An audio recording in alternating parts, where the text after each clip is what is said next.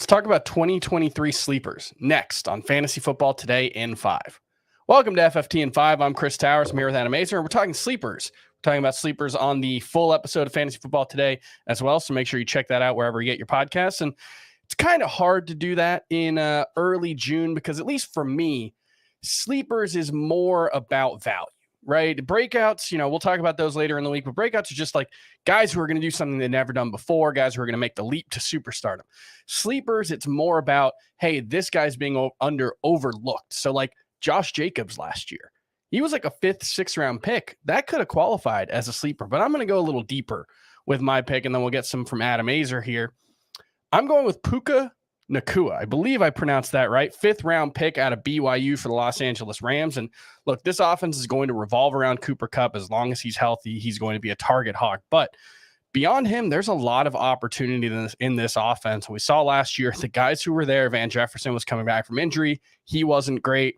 Tyler Higbee really struggled once they started featuring him. So I think there's an opportunity here. Puka Nacua has gotten a lot of talk in OTAs. There's been a lot of positive press about him. So if you're looking for someone to throw a late round dart, especially in your deeper leagues, look at him. Adam, give me some sleepers from you. I've got more mid-round sleepers. So I'm looking at 2 running backs that I like in the round 7-8 range for very different reasons.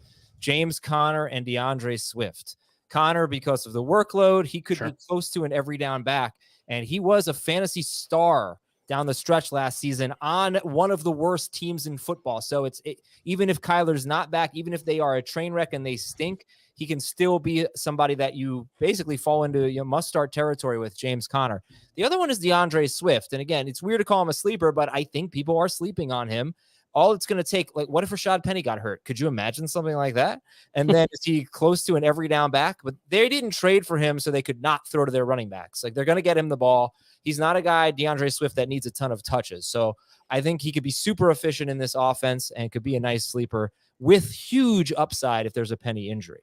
Yeah, James Conner probably doesn't have like top 5 upside, but could absolutely be like a low-end RB1 just based on volume alone. He's very much a prototypical dead zone RB. We don't really think he's a great player. We certainly don't think the offense is great. So if there's any, competition for playing time, it could really hurt his value. The problem is, where's that competition going to come from? Keontae Ingram, Corey Clement. I think those are the other 2 running backs at the top of their depth chart behind James Conner. So that could be a really tough offense. But what if Kyler Murray's ready by week 1 or 2? All of a sudden, maybe that's the 20th best offense in the NFL instead of one of the worst, and it looks a lot more appealing. So I like that one a lot. Give me some other sleepers. Yeah, by the way, I went back, I looked at some quarterbacks who tore their ACLs late in the year. Joe Flacco was later than Kyler. He was back week 1. Carson Wentz missed 2 games, I think. I think RG3 tore his ACL in the playoffs, and he was ready for week 1. So don't be so. Joe Burrow was around the same time, I believe. Oh, good point. And those guys had more serious injuries. Some of them did. So anyway, I got Gabe Davis. Jamie mentioned him on the full length podcast, but I've been talking about this one for a while. I think, round 8, round 9 on Gabe Davis. He's a great wide receiver 4. If you go heavy on the position, he's a great bench player, but he's also a fine wide receiver 3. Not only was Gabe Davis hurt by his own injury, he was very much hurt by Josh Allen's injury. You could argue he hurt Gabe Davis more than anyone, really took away the deep ball from Josh Allen. So healthy shoulder, Davis healthy. He could be a steal late in drafts. Yeah, it was a high ankle sprain for Gabe Davis in week 2, right? And that's one where you look at the snap percentage, and he played 98% of the snaps, missed a game, played 96%, was basically a full-time player for the full season. But a lot of that was just running downfield go routes. They weren't really using him. So I look at it kind of both ways, right? I look at it and say, well, he got this big opportunity and didn't do a lot with it last year, but it's also how healthy was he when he had that opportunity. And, Dalton Kincaid was added potentially to be that big slot guy, but there's still not a ton of competition for targets outside of Stephon Diggs in that Bills offense. Do you have any other sleeper picks? Yeah, one more. Russell Wilson. I might be the last one who believes in him, but I got this stat for you. In 2018 and 19, Aaron Rodgers threw 51 touchdowns combined. In the next 2 seasons, he threw 85 touchdowns and won 2 MVPs. Tom Brady had a career bounce back when we thought he was done in fantasy. Maybe Sean Payton is the trick. They spent big on 2 offensive linemen. in Denver. So I think he's really worth a pick as a backup quarterback in a 1 QB league. I don't think it's too late for Russell Wilson to be a great quarterback. Yeah, and Russell Wilson, the thing for him last season especially was, look, he wasn't great anywhere on the field. It was a real struggle for him.